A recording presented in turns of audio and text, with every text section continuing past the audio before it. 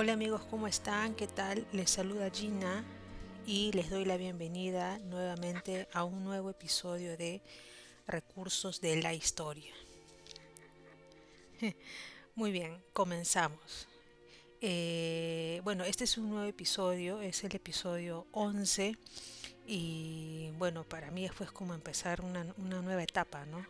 Ya 10 episodios anteriores, haber hecho 10, pues para mí es wow, todo un triunfo personal a pesar de las adversidades. El darle la continuidad pues me hace valorar cada día más este podcast. Y bien, como dejé dicho en el episodio 10, en este episodio 11 que es un número pues que a mí me encanta, está destinado pues a otro grande, ¿no? En el episodio 9 creo que se lo dediqué pues al maravilloso Charles Dickens en el ámbito pues laboral del trabajo. Y bueno, y este episodio también tiene que ver pues con un maravilloso escritor, uno de los que admiro bastante. Bueno, Dickens siempre va a ser mi número uno, pero Dostoyevsky, Fedor Dostoyevsky, es uno de los que también admiro por su individualismo, por ser único en lo que hace, por ser simplemente un referente maravilloso de todo lo que es la literatura rusa y sobre todo lo que brota sobre lo que él escribe, ¿no? Todo lo que sale sobre lo que él escribe y que solamente los que lo hemos leído, ¿no? He tenido la suerte de leer varios libros de él en momentos determinados, eh, y comprenderlos habiendo llegado a su lectura con todo ese bagaje de conocimiento que se necesita para muchas veces comprender ciertos libros, ciertas novelas. Bien, en el caso de este episodio, el episodio número 11, lo he titulado Dostoyevsky, angustia, desesperación y el trabajo esquivo. Así es que bueno, hasta el momento está el título así, no sé si luego lo vaya a cambiar porque siempre después estoy remodelando, cambiando lo que es el tema del título, pero por ahora va así. Y el episodio 11 es pues Dostoyevsky, angustia, desesperación y el trabajo esquivo. A medida que vaya avanzando con lo que voy a ir relatando, con lo que voy a ir ensamblando en relación pues a Fedor Dostoyevsky, podrán entender por qué le puse este título, ¿no? Este título a este episodio que para mí va a marcar un antes y un después de recursos de la historia para lo que más adelante tengo plasmado en futuros episodios más. Los primeros 10 fueron de una etapa más que todo histórica, tratando de interconectar pues el tema de ciertos aspectos, procesos de los recursos humanos que desde hace muchísimos años están inmersos y que se han ido transformando. De aquí en adelante voy a entrar ya a otro tipo de estadio, se podría decir, ¿no? Estadio, escenario sobre los recursos humanos en relación a la historia, pero ya con otro tipo de enfoque que tiene que ver con el histórico netamente, pero con también otro tipo de puntos que ya a medida que vaya avanzando se van a ir dando cuenta. Es como una especie de sorpresa ya previamente anunciada. Bien, ese es el episodio 11 con el maravilloso Fedor Dostoyevsky. Espero pues les agrade todo lo que voy a comentar en base a mi interpretación sobre sus novelas, sobre sus escritos y sobre lo que yo puedo eh, resaltar que tiene que ver con el tema y el ámbito del trabajo propiamente dicho. Bien, como siempre y siempre lo voy a repetir, ¿no? Siempre lo voy a decir, recursos de la historia está enfocado a cómo las personas, ¿no? En todo el transcurso de la historia que tiene milenios y milenios de años antes de Cristo, se ha ido de algún modo desenvolviendo por las personas, ¿no? por las personas, y cómo estas personas, en base a su vida, trabajo, acciones, recursos, silencios, bullas, estadios, emociones, estallidos, revueltas, han ido pues transformando, moldeando, masificando de algún modo todo lo que vivimos en la actualidad, hasta lo que va a ser en adelante el futuro, ¿no? Son hechos, ¿no? Son hechos y también son esperas, ¿no?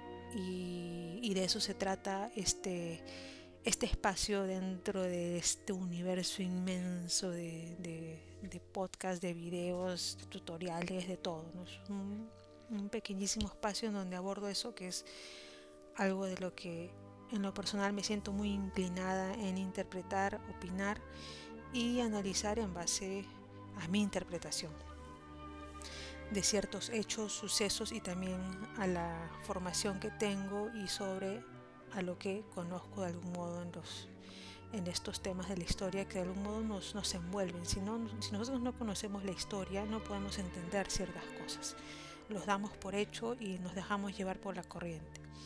Sin embargo, cuando de algún modo lo entendemos, lo comprendemos y podemos sacar una ligera conclusión, podemos ya de algún modo saber en qué corriente poder nadar y poder sobrevivir. Muchas veces esto uno se puede enterar tarde, se puede enterar temprano, pero la idea es conocerlo para no caer pues en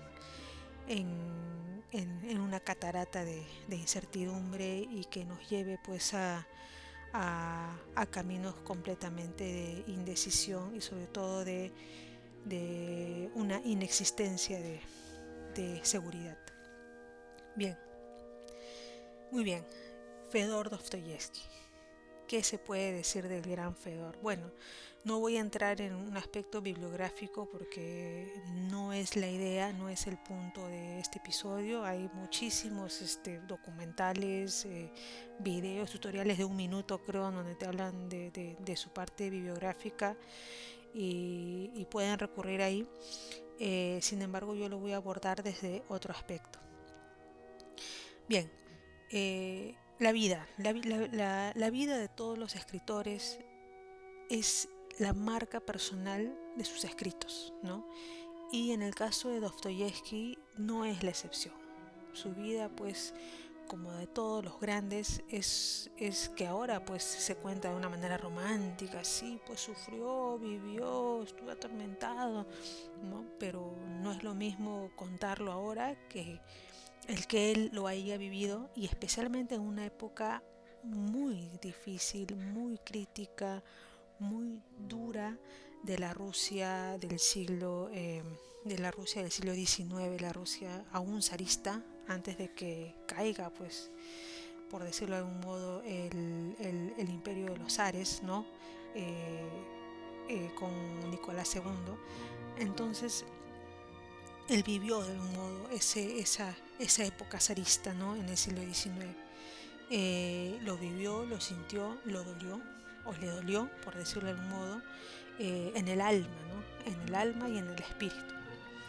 Entonces, su vida siempre ha sido de algún modo un tormento personal, pero un tormento también de dolor ante lo que él mismo, si es que puedo interpretarlo de esa manera, ante lo que él mismo vivía, ¿no? Vivía en su entorno. La carencia, la escasez, la necesidad, mucha incertidumbre. Siempre hay una época en la historia de todos los países en que hay una especie de nube gris que no sabes cuándo se va a disipar, cuándo va a desaparecer para que salga el sol. Ya, esa es la época en que más o menos Fyodor Dostoyevsky vivió, marcada políticamente por muchos enfrentamientos, tanto con el imperio como con las personas que buscaban, ¿cómo lo puedo decir? Era el preludio a lo que luego sería la Revolución Rusa, pero era un preludio de una especie de silencio tétrico, pero que ya estaba anunciando una especie de estallido futuro, ¿no? Pero como siempre, el silencio es el preludio de todo, ¿no? Como si no pasara nada, pero pasa mucho, solo que pasa mucho de manera escondida. En el caso de Fyodor Dostoyevsky, él no fue ajeno a todo eso, ¿no? No fue ajeno necesariamente, o mejor dicho, no fue ajeno a su entorno social, no fue ajeno a lo que él presenciaba, no fue ajeno a lo que él vivía, a lo que él sentía dentro de esa misma vida que él de algún modo que él sentía, ¿no? Dentro de esa misma vida que él recorría, que él podía palpar, porque también de algún modo le tocó. Si bien es cierto, era hijo pues de un hacendado que murió, su padre murió a manos de sus propios esclavos, por decirlo así, porque no es ni un secreto que la Rusia pues era una Rusia donde los rusos de dinero pues tenían esclavos, ¿no? Sus mismos compatriotas eran sus esclavos, clases de gente llamada de clase inferior, que eran los que podrían ser mujiks o podrían ser llamados de otra manera, y que eran pues la servidumbre, ¿no? Su padre, que era pues una especie de señor feudal, por decirlo así, pues murió en las manos de su servidumbre, lo que demostraba, y creo que lo leí hace mucho tiempo, que era pues quizás cruel con su servidumbre, con la gente de su servicio, pero bueno, como siempre sabemos, no se puede confiar de lo que puedan decir o no decir otras personas que no han vivido en esa época, ¿no? El hecho es que él, de algún modo, ya los conflictos internos que podrían nacer de él, ¿no? A raíz de lo que él palpaba y percibía de lo que sucedía en su entorno social, nunca fue algo ajeno, y fue algo que fue tomando forma en él de manera lenta pero segura, como quien dice, para que luego pueda ser plasmado donde en sus libros. Pero en sus libros llega a ser plasmado netamente, previamente a su experiencia ya vivida en todas las situaciones en las que de algún modo sus protagonistas se ven envueltos, ¿no? Entonces pues en esta vida que él tenía de algún modo de necesidad también, porque tenía un tema de necesidad, tenía un tema también de cuestiones idealistas, ¿no? Participó en algún momento de ese tipo de reuniones secretas en donde se estaba de algún modo planeando cosas contra los zares o cosas contra el Estado, por decirlo así, que de algún modo pues fue condenado en cierta época, fue llevado también pues a Siberia, de donde también pues sacó muchas historias para sus para sus futuras novelas, entre ellas pues Los hermanos Karamazov, que no es ningún secreto que él se inspiró en base a una historia que escuchó cuando estuvo purgando condena en una de las prisiones de Siberia, o mejor dicho en Siberia, porque Siberia mismo era una prisión, ¿no? Pero bien, esto es un esbozo nada más del ámbito social, personal, muy íntimo de lo que era Dostoyevsky, ¿no? El cual lo nombran mucho como el padre, o no sé si decirlo el padre o fundador o qué sé yo, no lo creo, sino que es un escritor que entra mucho en la especie de psicología de sus protagonistas. Bueno, no es el único, hay otros que entran mucho también en la psicología de sus protagonistas, solo que él es el más famoso, por decirlo así, ¿no? Es el más famoso en indagar en la psicología negra, oscura de aquella persona o de aquellos antihéroes, ¿no? Que van por caminos que usualmente la gente, entre comillas, correcta, entre comillas, moral, no va, ¿no? Y luego vamos a entenderlo por qué o a raíz de qué. Bien, ¿por qué he tomado la decisión de mezclar, por decirlo así, eh, a Dostoyevsky, un escritor pues magnífico, maravilloso, con este tema del ámbito laboral y de trabajo? Y bueno, ahí viene de algún modo pues el título del episodio, ¿no? La angustia y la desesperación. Si hay algo que no falta en los libros o en las novelas de Fyodor Dostoyevsky, es eso, es la angustia y la desesperación a raíz de una necesidad. Y en la gran mayoría de sus libros, de sus novelas, esta necesidad está ligada con la falta de adaptación, la falta de rol, la falta de comprensión, la falta de trabajo, la falta de dinero, la angustia, la desesperación, eh, el vivir pues ansioso, el vivir pues descontrolado en base a no saber qué hacer porque no se tiene dinero, es decir, porque no se tiene trabajo, ¿no? La falta de dinero o la falta de trabajo es uno de los tópicos que puede estar metido de una manera muy arraigada, muy completa en toda la novela, no tanto como Dickens, porque Dickens sí es directo en este tema, sí es muy altisonante en este tema. Dostoyevsky no.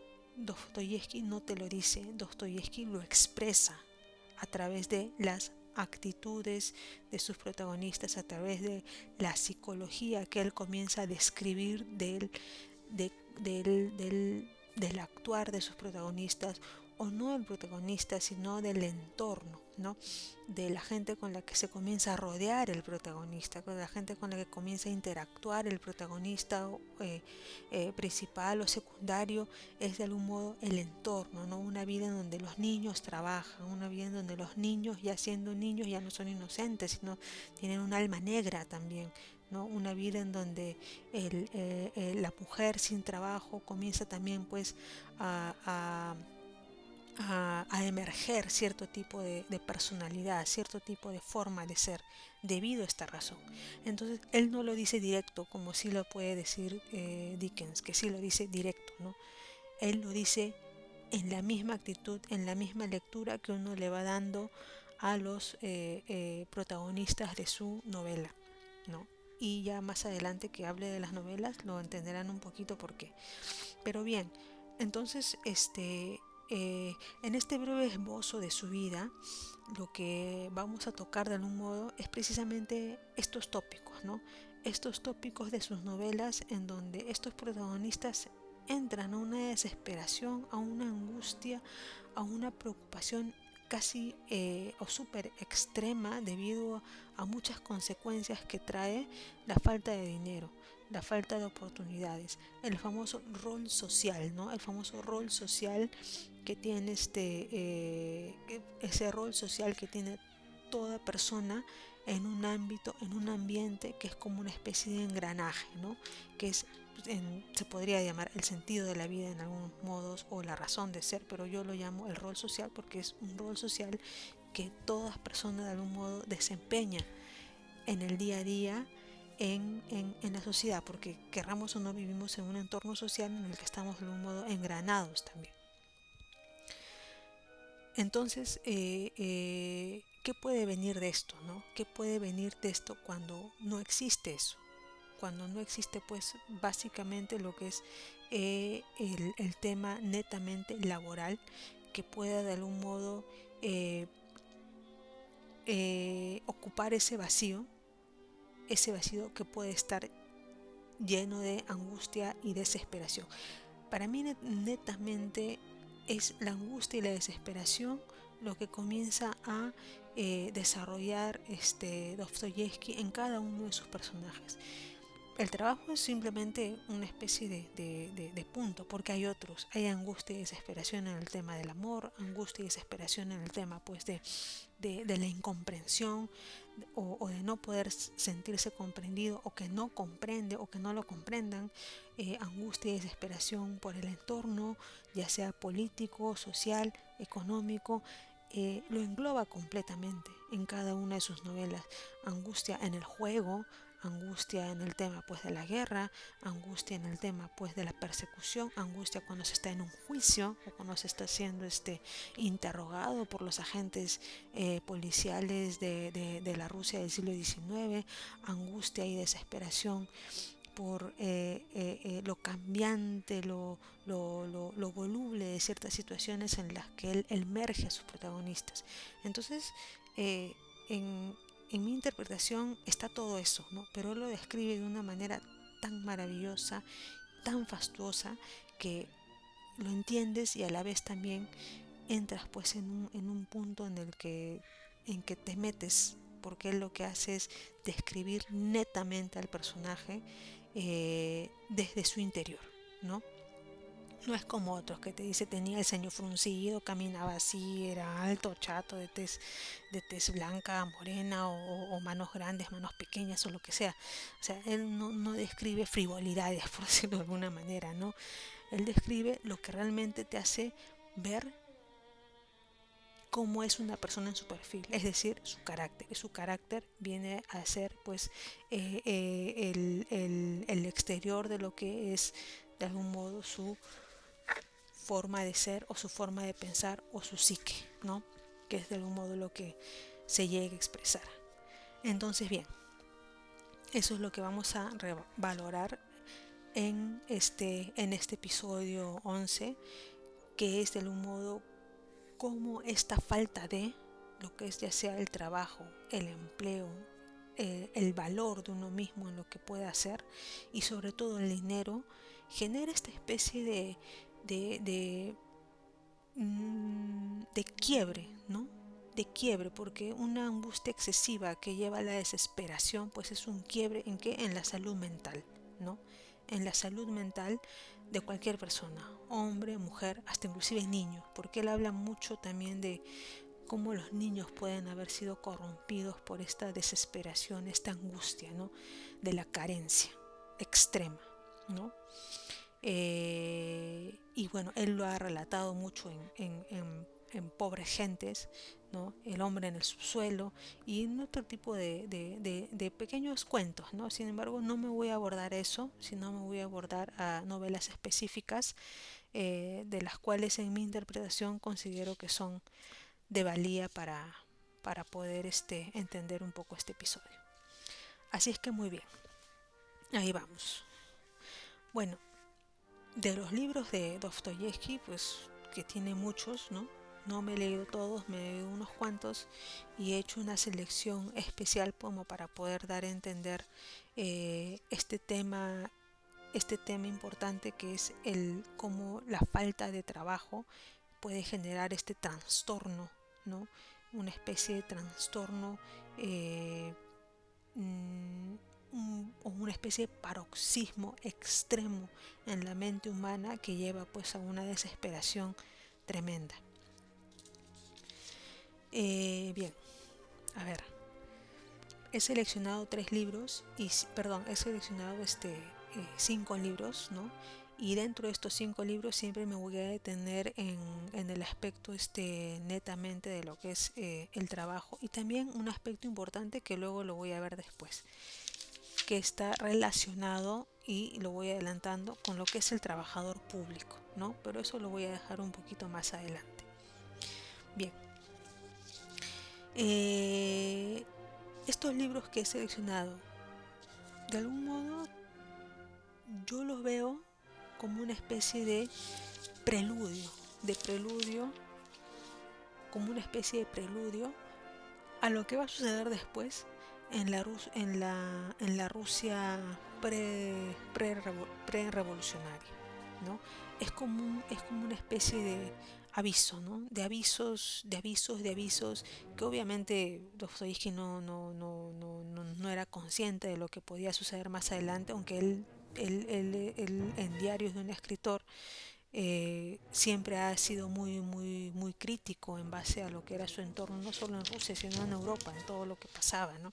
Y abordaba muchísimos temas. Sin embargo, en esta especie de orden que he puesto los libros, voy a tratar de demostrar, ¿no?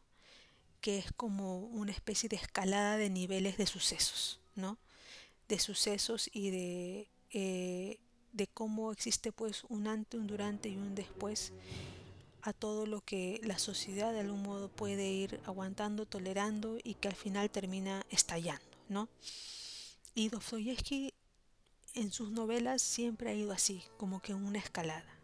Y yo considero que es así porque él vive su entorno, ha vivido su entorno, ha palpado su entorno, ha sentido la necesidad, ha sentido esa falta de, ¿no? Era un hombre muy endeudado, andaba completamente endeudado, eh, vivía de préstamos, préstamos, préstamos, estaba siempre en el extremo, ¿no? En la cúspide del extremo de la desesperación y de la necesidad, y que esto lo llevaba siempre por caminos indistintos, ¿no? La literatura se topó con él también por una cuestión de necesidad, ¿no? Estamos hablando de un siglo en donde ¿cómo puedo decirlo? La empresa o los negocios editoriales en donde se pagaba mucho, ¿no? O se pagaba, bueno, lo regular para toda persona pues que se precie de ser un escritor, que considere que tenía pues una super novela o al menos algún cuento pues interesante que pueda deleitar a la mayoría, porque siempre se vendían como especie de artículos por separados, como novelas por entregas, ¿no? Para el deleite pues de la sociedad. La sociedad leía todo eso, leía, lo palpaba, y de algún modo había pues como quien dice mercado editorial para todo tipo de gustos, ¿no?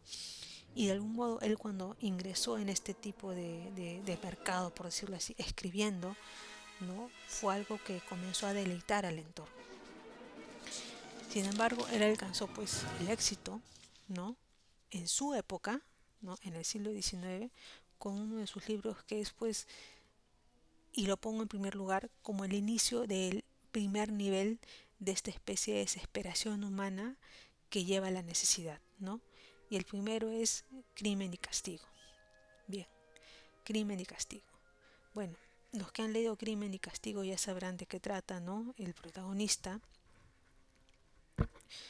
mm, debido a falta de dinero, un estudiante, ¿no? ¿Qué es lo que hace? Comete un crimen, ¿no? Mata a una mujer que es una usurera. Sin embargo, para que él pueda llegar a ese,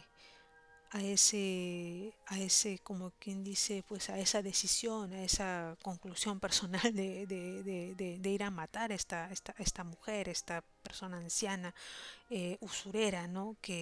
A la que le debía dinero. Hay todo pues un ámbito psicológico, hay un ámbito de reflexión muy personal que lo lleva a todo eso, ¿no? Entonces, estamos hablando pues de un protagonista desesperado, de un protagonista que tiene una angustia pues ya completamente extrema, y que lo ha llevado de alguna manera a tomar ese tipo de acción. Bien, pero esta acción está llevada por dos cuestiones, no solamente por la desesperación, sino por también los ideales silenciosos, ¿no? Porque estamos hablando de una época en donde, pues, debido a muchos atentados, había mucho, eh, ¿cómo puedo decirlo? Había mucho cuidado en saber qué decir, en saber con quién juntarse, ¿no? En esa especie de reuniones secretas que tenían que ser muy, muy cautelosos, ¿no? Si es que querían emitir sus opiniones con respecto al régimen en el que vivían, que era un régimen, pues, zarista, un régimen zarista que poco a poco se comenzaba a hacer más, o sea, que de por sí ya era un régimen muy duro, muy estricto, ¿no? Comenzando pues con Pedro el Grande, luego con bueno, y luego con los siguientes, luego vino Catalina la Grande, pero siempre ha sido un imperio, un régimen zarista muy duro con su pueblo, ¿no? Entonces la gente siempre andaba con mucha cautela. Y estamos hablando de un siglo XIX que era pues el preludio de la caída de ese régimen, de ese sistema zarista, del imperio zarista. Era la caída de todo eso. Sin embargo, en ese preludio del siglo XIX, en esa época en que vivía Dostoyevsky, pues todos estos ideales eran pues ideales que no se podían gritar pues a los cuatro vientos, ¿no?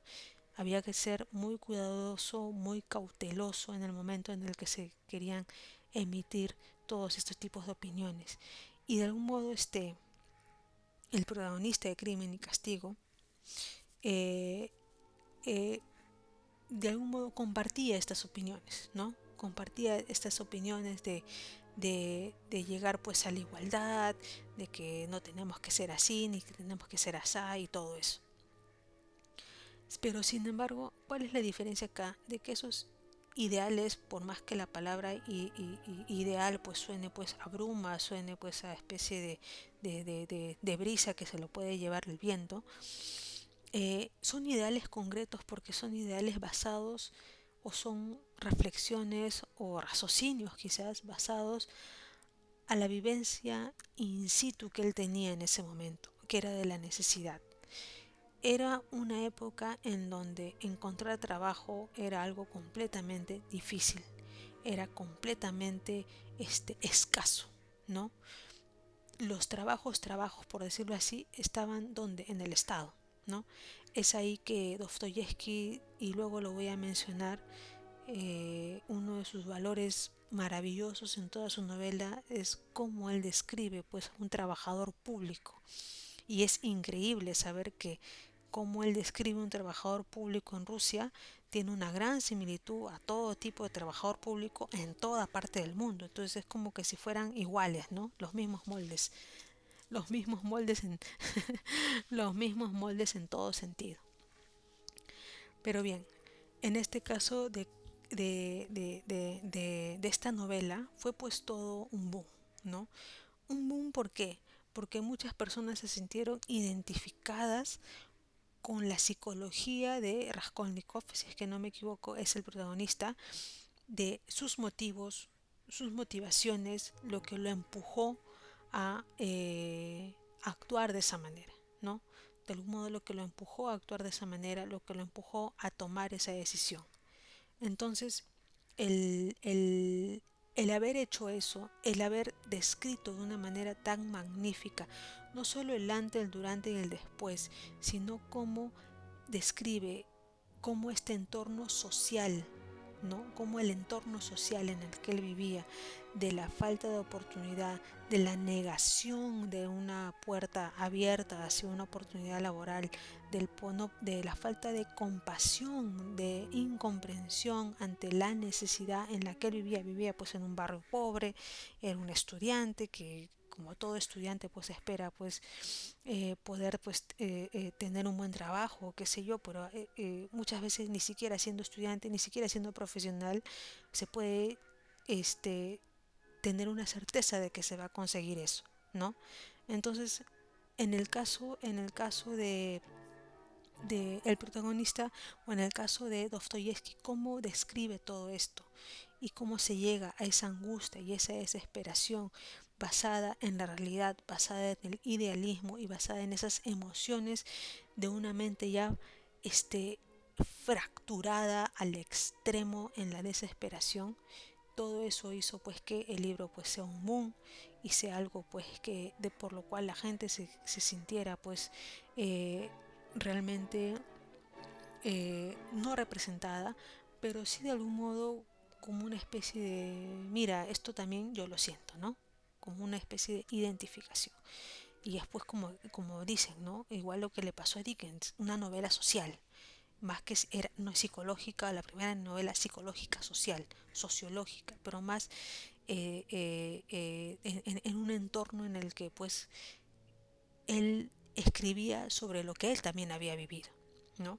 Entonces no hay escritor que no escriba sobre lo que no ha vivido, sobre lo que no ha sentido. Le puedes poner ficción, le puedes poner lo que sea, pero muchas veces esa realidad vivida que muchos creen que no existe y que el verdadero escritor lo pone in situ sobre la mesa es lo que genera pues de algún modo su éxito y también un reconocimiento temporal, porque esto también fue algo que pasó de manera temporal, ¿no? Él tenía que seguir escribiendo para poder seguir teniendo dinero y seguir pagando pues sus deudas. Entonces siempre escribía bajo un extremo, bajo una tensión, bajo un estrés, ¿no? Pero sobre todo escribía conociendo la causa, no inventándola, sino conociéndola, ¿no? Cuando un escritor escribe conociendo su causa, su éxito está ya de algún modo asegurado porque transmite algo que el lector que lo ha vivido o que lo siente lo puede reconocer también, ¿no? Entonces, ¿a qué me voy en esto en el ámbito laboral? Pues la saturación mental, ¿no? La salud mental. Muchos no lo dicen, pero la falta de empleo genera un quiebre mental tremendo, ¿no? Eh, es como que se estuviera generando de manera silenciosa una enfermedad, pero una enfermedad eh, eh, que posiblemente no, o sea, que la cura de repente hasta no sea el trabajo mismo, sino que habría que esperar que pase un tiempo para que se solucione, porque el haber estado bajo ese estrés de necesidad por la falta de dinero es algo que de algún modo carcome, ¿no? Las emociones y la estabilidad de una persona, ya sea hombre o mujer. Y Fedor Dostoyevsky en Crimen y Castigo lo menciona de una manera tan perfecta que si uno lo ve con una clave de esa manera, con una clave de un ente laboral, lo puede comprender, ¿no? Eh, Porque la sociedad en la que vivimos es una sociedad laboral, no en el sentido laboral en el que tienes que estar en una empresa, es una sociedad laboral que está en busca siempre de movimiento para tener ¿qué? Dinero. Dinero, es una sociedad que se mueve por dinero. Se le llama trabajo, se le llama empleo, se le llama labor, se le llama cachuelo, se le llama recurseo, se le llama lo que sea, pero está en movimiento en base a eso. Y eso también, y estar en ese in situ, en esa línea entre la necesidad, la desesperación y la angustia, es algo enfermizo, ¿no? Y el protagonista lo vivió en el sentido en el que necesitaba dinero que no tenía, se prestó, le cobraban, se prestó, le cobraban y ya no podía más y se llegó pues una fractura tremenda de sus emociones y de su estabilidad y de toda una serie de sucesos que se van enmarcando. Pero si se lee en esa clave se va a encontrar pues algo completamente maravilloso, ¿no? Para poder entender, ¿no? Entonces, es a eso, ¿no? La desesperación en Crimen y Castigo. Bien, eso es un primer nivel, porque estamos hablando de los niveles de la desesperación humana en base a la necesidad que sin darse cuenta o de repente dándose cuenta ha ido escalando Fedor Dostoyevsky. Ese es el primer nivel, ¿no? El segundo nivel, o el segundo libro, mejor dicho, es una novela maravillosa, es El Jugador. El Jugador de Dostoyevsky es una novela cortita, pero qué tremenda novela. Qué tremenda novela. Es cortita, pero tiene una magnitud de captar al lector tremenda. La patología del vicio, ¿no? La patología del vicio, de la obsesión, de la fe, de la esperanza, del positivismo y de la superstición, ¿no? Esa patología de que voy a ganar, voy a ganar, voy a ganar, que encierra pues al ludópata o a la gente que está encerrada en el vicio de los juegos, ¿no? Juegos de azar, juegos en donde se involucra la suerte, ¿no? O gano o pierdo, el sí o el no, el rojo o el negro, ¿no? El 21 o el 22, o blanco o negro. Entonces, pero ¿por qué se metían en el juego? Porque en un sitio de juegos, como lo describe Dostoyevsky, o en una casa de apuestas o de juegos, no solo está el pobre, está también el rico, ¿no? El rico que lo pierde todo, el rico que lo gana todo, o el pobre que lo pierde todo, o que lo gana mucho y lo vuelve a perder. Eso es lo más irónico. Gana mucho, en vez de retirarse, sigue apostando y lo termina perdiendo todo dos, tres, cuatro, cinco veces, ¿no? Es como un círculo, o es un círculo vicioso, vicioso, o sea, eh, chistosamente vicioso, ¿no? Pero lo que explica en el jugador Fyodor Dostoyevsky era cómo el vicio es llevado por la necesidad de dinero, nuevamente, ¿no? La necesidad de dinero, la falta de empleo, más allá del ente patológico que pueda existir, es el tema de la necesidad del dinero, que se encuentre el dinero fácil, el dinero rápido ahí, en las casas de apuestas, en los sitios en donde existe mucho tema de la suerte, ¿no? Y lo curioso es que también hasta quizás lo vemos en la actualidad, ¿no? O sea, no hay trabajo, pero hay casas de apuestas. Entonces, confía en tu suerte, sé positivo, ¿no? La fe, la esperanza, ¿no? No, sí, confía, la fe lo puede todo, anda, corre, apuesta, apuesta todo para que ganes todo y lo pierdas todo también, ¿no? No hay trabajo, pero hay casas de apuestas. Y en esas casas de apuestas puedes tener pues en un día muchísimo dinero, más de lo que puedes ganar en un mes o 2 meses, pero también lo puedes tener, perder todo, ¿no? Entonces es como él lo describe ahí, ¿no?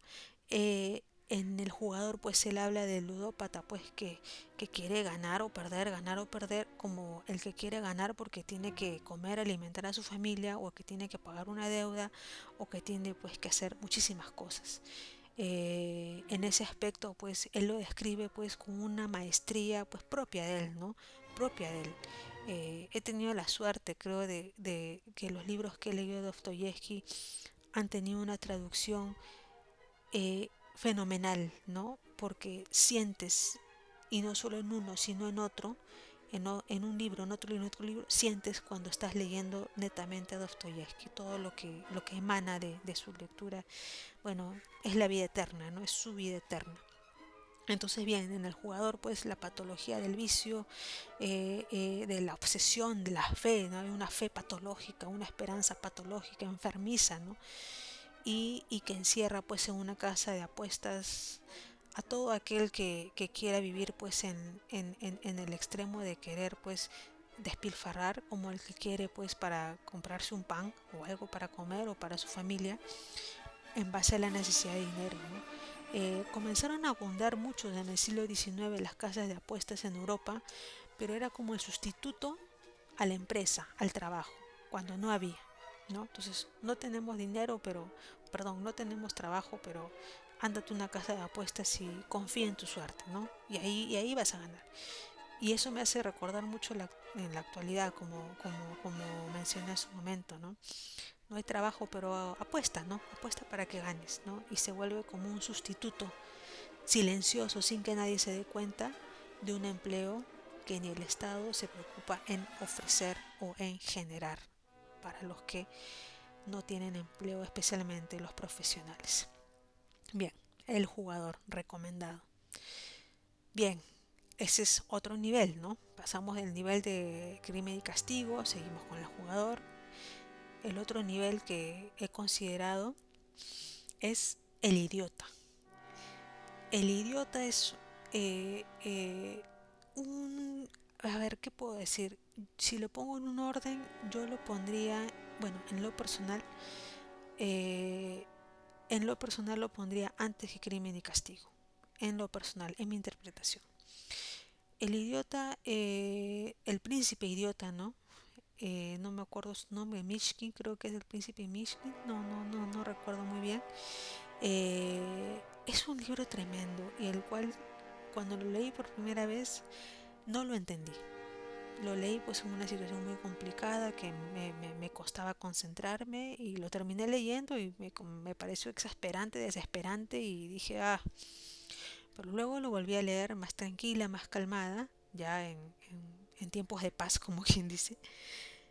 Y es un libro espectacular, espectacular. Es un libro al cual me alegra haberlo leído dos veces. La segunda lo he leído de una manera tremenda, y probablemente de acá a un par de años lo vuelva a leer y me va a seguir sorprendiendo. Es un libro en donde se expresa de algún modo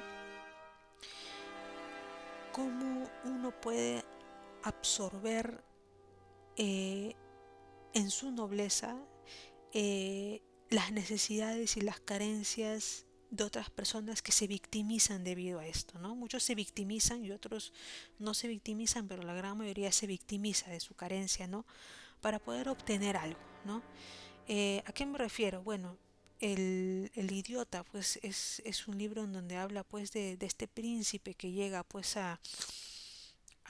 no recuerdo si a Moscú o a San Petersburgo, eh, y trata bueno, mejor ni lo voy a mencionar, no quiero arruinar la lectura a otras personas, pero lo único que puedo decir que es un personaje noble, ¿no? Es un personaje de una nobleza, y lo único que puedo acá recalcar es cómo eh, ese resultado de la nobleza y la ingenuidad, ¿no? Cuando se mezcla con la parte negra de la miseria, de la carencia de la vida de las personas, ¿no? En El Idiota pues se mezclan muchísimos personajes, hay varios personajes en donde estas personas, al conocer al príncipe, ¿no? O sea, sin saber que era príncipe, lo trataban como un tonto, obviamente como un tonto. ¿Por qué? Porque cuando una persona se muestra noble, se muestra ingenua, se muestra compasiva hacia el dolor de otras personas, es como si fuera un idiota para algunos, ¿no? O sea, es un idiota, es un tonto, ¿no? Es un ridículo, qué sé yo. Especialmente para quién, para la gente que se considera viva, criolla, ¿no? Por no decir otra palabra, ¿no? Entonces Dostoyevski aquí mezcla, pues, ¿no? La realidad cruda y la viveza, ¿no? Con el carácter noble e ingenuo de del protagonista, que es el príncipe, ¿no? Que es que al que llaman idiota, ¿no? Es un príncipe, pues, que sufre de muchas enfermedades, es epiléptico, ¿no? Ha sido criado, pues, de una manera como si fuera una paloma blanca, ¿no? Con mucho cuidado, con mucha compasión hacia los demás, ¿no? Con mucha comprensión también hacia su entorno. Entonces, entonces de algún modo este hombre que se muestra así hacia otros y otros que lo ven así, pues simplemente se burlan y se ríen. Pero cuando se enteran que es un príncipe, cambia su trato hacia él, ¿no? O sea, cuando se mostraba noble, compasivo, lo veían como un tonto, como un, no sé, pues, ¿no? Como una especie de sujeto raro en un entorno ennegrecido, ¿no? Especialmente a donde él llega, porque él llega a un barrio pobre, de mucha carencia, mucha necesidad, mucha inmoralidad también. Pero cuando se enteran que es un príncipe, porque se enteran así que es un príncipe, pero no saben qué más, solo que es un príncipe, pues como que el trato cambia, ¿no? Cambia completamente, cambia su relación con él, su trato, hasta el tono de voz, ¿no? Hacia él. Entonces, ¿qué, qué, qué, qué trato de sacar de este libro que nos pueda competir a este tema de lo que es el ámbito del trabajo y el tema laboral? Que netamente Dostoyevsky acá habla de la necesidad y de cómo esta necesidad empuja, especialmente a una de las protagonistas, ¿no? Eh, eh, que se ve teniendo pues romances con una y otra persona pues en base al dinero también, ¿no? La falta de oportunidades, la falta de todo hace pues que tome las decisiones que tenga que tome las decisiones que la llevan por caminos a donde puedan conseguir el dinero de algún modo fácil, ¿no? Asimismo como otros protagonistas, ¿no? Que se meten en situaciones porque no ven de otra manera, que de algún modo esto les empuja, ¿no? Les empuja todo eso, o sea, la falta de algo, la carencia de algo los empuja a buscar caminos porque esa angustia que carcome de algún modo a la persona es algo que uno no puede soportar de por vida, especialmente cuando hay una necesidad que se tiene que cubrir inmediata, y muchas veces esta necesidad inmediata es que el hambre, ¿no? Es el hambre. En el idiota, Dostoyevsky mezcla qué? Mezcla como una persona ingenua, una persona intelectual, una persona compasiva con el resto, que se ve mezclada en un mundo pues casi bajo, pues de gente corrompida, por decirlo así, pervertida también, de gente pues que no tiene calaña, ¿no? Entonces, o de una calaña tremenda, es esa mezcla como a él pues siendo, sin antes conocer que era un príncipe, pues lo trataban pues como un tonto, ¿no? Y cuando se enteraron que era un príncipe, pero no sabían príncipe de qué, pues cambia su visión hacia él y cambia su trato, y es como que la victimización de la pobreza, ¿no? La victimización también de la necesidad, el doble rasero del pobre, el doble rasero del que no tiene oportunidades, el doble rasero del que dice que es pobre, que no tiene nada y que vive pues del día a día y esto que el otro, ¿no? Entonces, acá mezcla también como ese aprovechamiento de la falta de esa oportunidad, ese aprovechamiento del no tener trabajo, ese aprovechamiento de la carencia laboral, pues genera pues un tipo de hombre perverso, ¿no? Un tipo de hombre vivo, ¿no? Vivo y siempre presente en el engaño, en la viveza, en vez de que ver qué saco de esta persona. Bueno, esta historia pues es muy larga, es una historia que mezcla otras muchas historias, pero uno siempre tiene que leer con esa lupa, ¿no? Viendo cómo él comienza a describir esa calaña de la gente, ¿no? Esa doble cara, ¿no? Esa doble intención ante una persona que él de algún modo describe de una nobleza tal, de una ingenuidad tal y de una honestidad y sinceridad tremenda que es algo casi que no merece ni el más mínimo respeto para esas personas. Solamente le tratan de ver pues qué uso, ¿no? Y cómo y ver la manera en que fingen el interés para poder de algún modo lograr algo, ¿no? Y sobre todo el arma más poderosa que pueden tener estas personas que se aprovechan de otras, pues es la victimización, ¿no? La famosa victimización de muchos sucesos y para poder lograr pues el ennoblecimiento, ¿no? Que el corazón se derrita y todo eso para poder conseguir algo. Es como que la otra cara de la necesidad utilizada, ¿no? La necesidad utilizada, la carencia utilizada, no bien viendo de qué manera puedo utilizar mi situación para lograr algo, pero todo tiene el mismo fin, ¿no? El fin de lograr algo es que pues es el dinero, así de simple. Pero bien, acá hago un paréntesis antes de llegar pues ya al último libro que es ya el nivel final, ¿no? Porque acá ya hemos pasado dos, tres niveles, ¿no? De las novelas en que como de algún modo Dostoyevsky va tomando esta situación social de carencia, de necesidad, no solo de temas pues de dinero, sino político y en lo general, ¿no? Político, moral, económico y en todo ese aspecto.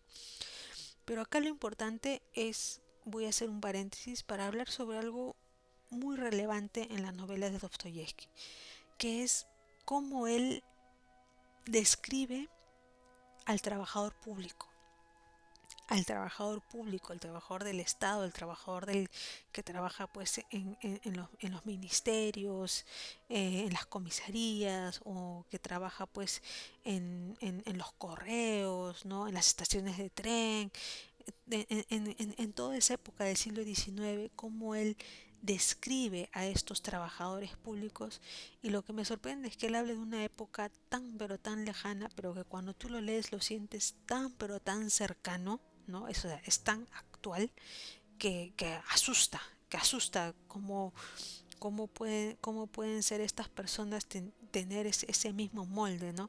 Ese ese mismo perfil laboral. Y es extraño, no es extraño para nada, porque en el Estado saben qué tipo de gente utilizar, ¿no?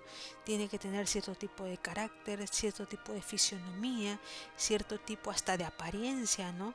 Y cierto tipo de visión de aprovechamiento, ¿no?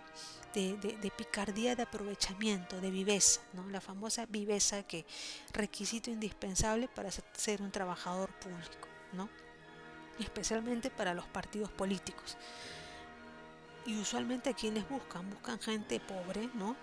Por lo general, ¿no? O el 80%, ¿no? Que pueda ser de algún modo manejada, ¿no? Que pueda ser manejada, que digan solo sí señor, sí señor, sí señor, sí señor, y que también pues se aprovechen de todo eso, porque de algún modo un trabajador público, así sea un auxiliar, así sea un portero, tiene cierto poder sobre el que no es trabajador público, es decir, sobre el ciudadano que necesita cierto servicio y que necesita conocer pues cuáles son pues las pautas, los procedimientos que usualmente solamente un trabajador público lo conoce, ¿no?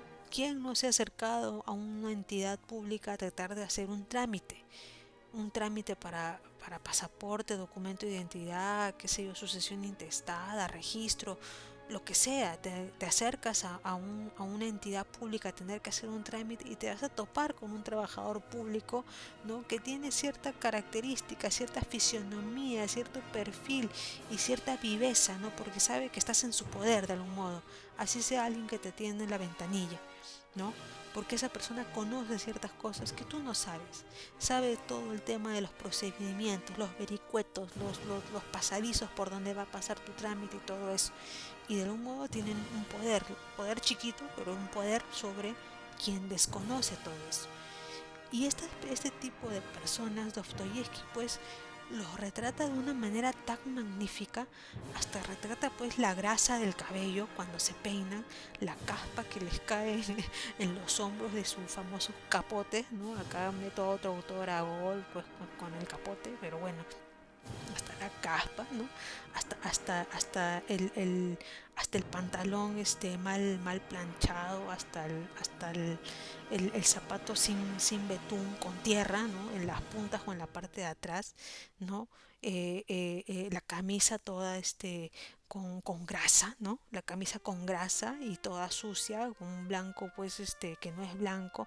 O sea, él los retrata de una manera, y estamos hablando siglo XIX, que alguien que se va ahorita pues a hacer a una entidad pues del Estado donde tiene que hacer un trámite, y a ver, quizás la ONP, ¿no? Vas a ver a uno tal cual, o sea, tal cual, igualito, hasta en la forma de hablar, o sea, es como que algo ya patentado, ¿no? Que tiene que ser así. Y estamos hablando del siglo XIX, de la Rusia del siglo XIX, que se parece mucho ahora en la actualidad, ¿no? Esa forma que tiene pues Dostoyevsky de describir al trabajador público es tan increíble y es tan también lamentable, es tan triste, porque hasta ahora un trabajador público se ve así, ¿no? Vivo, arrogante y aprovechador, ¿no? Aprovechador de su pequeño y limitado poder, ¿no? Y usualmente son personas carentes de, que solamente saben cosas técnicas o solamente saben lo que les han dicho que tienen que hacer, y después de eso no saben más, ¿no? Porque son mandaderos de otras personas, ¿no? Y es por eso que, y lo tengo que decir, se queda atascado todo el sistema, no avanza, porque tiene ese tipo de personas con ese tipo de perfiles, y cuya finalidad es que el sistema debe continuar así y nunca debe cambiar ni mejorar jamás, ¿no? Como decían en el Gato Pardo, cambiar todo para que nada cambie, ¿no? O sea, que siga manteniéndose así y punto, ¿no? Ese es uno de los puntos también importantes de Fedor Dostoyevsky, la forma como él retrata al trabajador público. Eh, Muchos pueden decir autores latinoamericanos, sí, pero siempre hay un inicio, ¿no? El inicio puede ser Dostoyevsky o puede ser otros escritores de atrás, pero no creo que muchos los de atrás, porque a partir del siglo XVIII hacia atrás estamos hablando de imperios, ya no estamos hablando tanto de trabajadores públicos. Pero en el caso de Dostoyevsky y la Rusia de esa época, pues sí los había, y él los retrata de una manera que todos se parecen igual, hasta Charles Dickens cuando los retrata pues en La pequeña Dorrit, ¿no? Haciendo un paréntesis, cuando van a una oficina también del Estado a tener que averiguar sobre un trámite, sobre una queja, no recuerdo, sobre una patente ya, ¿no? De un artefacto que había inventado alguien, también lo mismo, ¿no? El trámite, el papeleo, la viveza y todo eso, ¿no? Entonces es como que ya pues algo, pues una especie de molde para todo el mundo de cómo tiene que ser un trabajador público. Mal, mal, porque no es algo que sucede siempre, ¿no? Sucede precisamente en los países en donde esto no tiene que surgir, y por lo general es Latinoamérica, ¿no? Bien, eso es un paréntesis que quería hacer sobre la maestría con la que él describe pues a los trabajadores del Estado, los trabajadores públicos, agentes del Estado, funcionarios del Estado. Y bien, ya para finalizar, y ya pasamos de un nivel, no, antes, durante y después, no, de esto de las novelas, yo finalizo con una de las novelas más más crudas y honestas, ¿no? Y que también creo que expresa un poco el sentir de Dostoyevsky con los demonios, ¿no? Los demonios. Los demonios, bueno, es el preludio de la revolución, ¿no? Los demonios es el preludio a la Revolución Rusa y es como yo lo interpreto, ¿no? Eh, es el libro en donde ya es como que ya es la parte ya que detona de algún modo todo para él, ¿no? Comenzó con Crimen y Castigo, lo siguió con El Jugador, El Idiota, claro, hay otras novelas, ¿no? Que están ahí también rondando, pero yo considero en mi interpretación que con los demonios es como que el nivel ya final en donde él siente que a dónde va a llegar o a dónde va a terminar de algún modo todo esto de la angustia, de la necesidad, de la desesperación y del hartazgo de la gente hacia una situación que ya no se puede más, que ya no se puede tolerar más. Es decir, el hambre, la carencia, la falta de, así de simple, la falta de. Entonces, en los demonios él abarca eso. Él abarca de algún modo qué sucede cuando ya las personas pues ya no pueden más, ¿no? Y este sentir lo enmarca pues un grupo de, no sé si recuerdo, 4 o 5 amigos, ¿no? Que tienen ideas distintas, que están pensando pues cometer muchas cosas ilegales para hacerse escuchar. Tenían toda una idea ya plasmada, ¿no? Sobre lo que pensaban hacer. Entonces, Dostoyevsky pues marca con esto como diciendo, esto es lo que puede suceder si lo que anterior que ha pasado no encuentra una solución, pues, ¿no? Porque él en una persona expresa todo un sentir. No necesita pues escribir lo que sienten pues 100 personas, 1000 personas, 1 millón de personas. En una persona lo expresa completamente todo, ¿no? En el protagonista de Crimen y Castigo expresó todo con respecto a la angustia, la necesidad, la desesperación por dinero. En el jugador expresa pues cómo la falta de trabajo lleva a la patología del vicio, de la fe, de la esperanza, de que en base a la superstición y el juego vas a ganar algo, ¿no? En base a su protagonista. En el idiota también, cómo se está corrompiendo de una manera de falta de moral, de valores a las personas que no les interesa ya una persona noble, buena, o sea, es una persona que no vale la pena, que una persona que no vale ser noble, bueno, compasivo, no importa, si tienes que ofrecerme algo para valer, ¿no? Y es así, él lo interpreta en base a sus protagonistas y en base a todo eso. Y entonces en los demonios sucede lo mismo.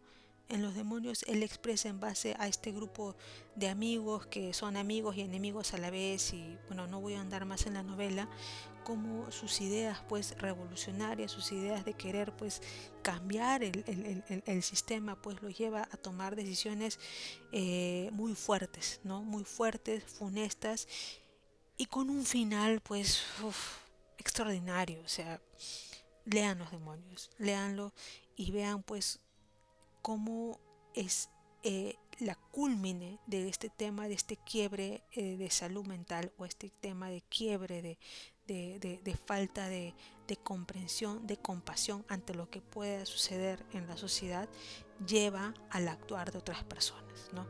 No voy a ahondar más en el libro, les sugiero que lo lean. Eh, este libro es largo, pero no es complicado si es que ya vienes con todo el bagaje de conocimiento de lo que es en sí la novela de Dostoyevsky. Entonces en ese aspecto no va a haber ningún tipo de inconveniente, ¿no? Y como siempre sucede, ¿no? El preludio está en el silencio, ¿no? Este libro marca de algún modo marca de algún modo como ese preludio de silencio ya estalla, ¿no? Ya estalla, ¿no? Había silencio en Crimen y Castigo, había silencio en El Jugador, había silencio en El Idiota, pero ya sucesivamente ya en otros como en Los Demonios, o quizás como en Los Hermanos Karamazov, que es otro también un libro maravilloso, que donde también quizás había un silencio, ¿no? Y hay toda una trama, pero en Los Demonios como que esto detona, ¿no? Detona porque simplemente es el hartazgo expresado en este grupo de amigos que con diferentes tipos de ideas pues van formando pues ideas y acciones para de algún modo hacerse escuchar y hacerse sentir ante los que no los quieren oír.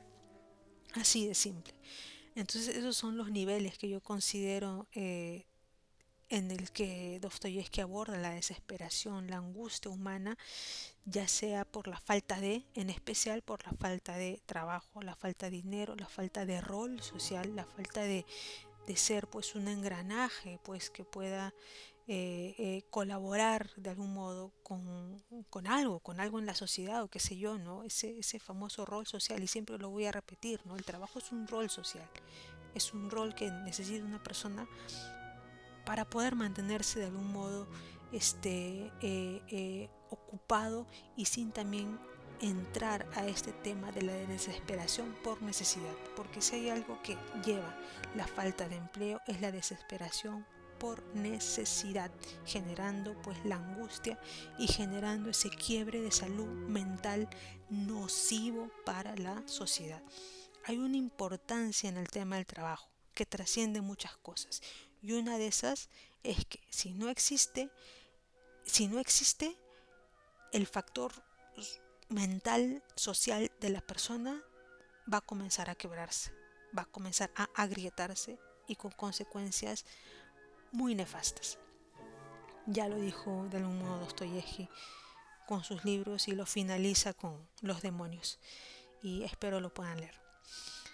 Muy bien, para finalizar ya, me he pasado el tiempo, pensaba pues que iba a ser 40 minutos, 45 minutos, me he pasado, espero que sea pues de relevancia para quien lo escuche. Pero bien, para finalizar, bueno, al inicio lo dije, ¿no? Dostoyevsky habla de muchos de estos temas sociales, el trabajo, entre otros, no solo en Rusia, sino de Europa, su sentir, su interpretación de los hechos, en un libro que es, pues, no lo he leído todo, lo he leído por partecitas, pero es increíble, Diario de un escritor, ¿no? Diario de un escritor es, pues, el pensamiento mismo de Dostoyevsky, ¿no? Es de su puño y letra, sin interpretación, ¿no? Salvo la traducción, pero yo siento que cuando ya has leído una buena traducción y encuentras en otros libros ese mismo sentir en lo que estás leyendo, pues la traducción es perfecta, y escuchas la voz del protagonista y no del traductor. Bueno, en este libro pues tiene pues son toda una serie de ensayos, de artículos pues donde están todas sus opiniones, y en donde él pues se lanza, ¿no? Se lanza a decir lo que él realmente piensa, lo que es de un modo maravilloso, porque eh, y porque lo repito, él ha escrito sobre lo que ha vivido, ¿no? La angustia y la desesperación ha estado en su sangre, ¿no? El estar, pues, el escribir sabiendo que necesitaba para comer, escribiendo, pues, tomándose un té, o fumando, o tomándose un café y fumando, nada más ha sido el alimento de todos sus libros, de la gran mayoría. Solamente vivía así, ¿no? Hasta que ya cuando se casó pudo tener un poco de estabilidad y la ayuda de su esposa. Pero aún así, él conociendo todo esto, es precisamente, y teniendo ese don de poder expresarlo de una manera en que uno lo pueda comprender y pueda reconocer esas emociones, es su maestría, ¿no? Es su maestría. Y lo pongo aquí porque de todo lo relevante sobre lo que él puede escribir, algo que resalta mucho es ese hilo muy delicado llamado salud mental que tenemos todos, y que puede ser roto de alguna manera por algo muy fuerte, que es la necesidad. Más allá de necesidades vacías que algunos puedan tener, o necesidades pues que no se ven, hay una necesidad más fuerte, que es la necesidad del dinero, porque con dinero se tiene que comer, ¿no? No vivimos lamentablemente en las épocas en que alguien trabajaba en su casa y vivía de sus cosechas, pues tenías tus pollos, tenías pues tu chacra, y hacías tu pan en tu casa, entonces podías vivir y comer con tranquilidad, y así de simple, ¿no? Tú mismo te satisfacías la necesidad, pues especialmente del hambre, o perdón, de la comida, del alimento. Pero ahora no es así. Ahora para comer necesitas tener dinero. Si te quieres comer un pan ya no te lo puedes hacer, ¿no? Porque antes pues tú podías tener los propios recursos de algún modo. ¿no? Podrías hasta mismo generar en tu molino la harina y luego hacer pues tu pan o qué sé yo. Pero ahora no, ahora se necesita del dinero, se necesita del trabajo. Con dinero con dinero pues prácticamente está la salud, está la vida y está todo. Se ha reducido a todo eso. Entonces, ¿qué es lo que me llama la atención de todas las novelas de Dostoyevsky con respecto al ámbito laboral? Es que habla mucho del tema de la salud mental. No lo dicen, novela psicológica, novela de esto, novela social. No, son novelas sobre la salud mental y qué frágil es quebrantar la salud mental cuando hay una exposición sobrecargada a la desesperación y a la angustia. ¿En base a qué? A la necesidad. Es precisamente eso lo que a mí me interesa. Antes uno podía, y lo repito, sobrevivir uno mismo en su casa. En su casa, pues tu casa era tu panadería, tu todo, ¿no? Hasta te hacías tu misma, o sea, la vida artesana, ¿no? Artesana, ¿no? La vida sana, ¿no? Pero ahora no, ahora si no hay dinero, uno no se alimenta. Si no hay dinero, uno hasta no, ya casi no puede ni vivir. Entonces, es eso, ¿no? Y si no hay dinero, viene pues una fragmentación de la salud mental, viene una quiebre de la salud mental, ¿no? Como digo, es un hilo muy delgado y este hilo muy delgado lo toca Dostoyevsky en muchos tópicos, el amor, la política, la revolución, y también lo toca en el ámbito laboral de la necesidad, pero en base al dinero. No lo dice de manera así fuerte como lo dice Dickens. Dickens lo dice de frente. Él lo dice de otra manera, lo dice en el actuar de sus protagonistas, ¿no? Lo que lo hace pues más admirable todavía. Entonces pues al cambiar las épocas cambian las necesidades y al cambiar las necesidades pues también cambian las enfermedades, ¿no? Y en este aspecto pues la carencia del trabajo que lleva a la necesidad y que puede llevar otras cosas más, es la principal causa de fractura en la salud mental, que es algo que se tiene que cuidar. No puede haber persona con una salud mental sana si vive bajo la angustia, bajo la desesperación y bajo la constante preocupación, ¿no? Preocupación de la falta pues de recursos, de la falta de dinero o de la falta de un rol social, que es lo que te da el trabajo, el empleo.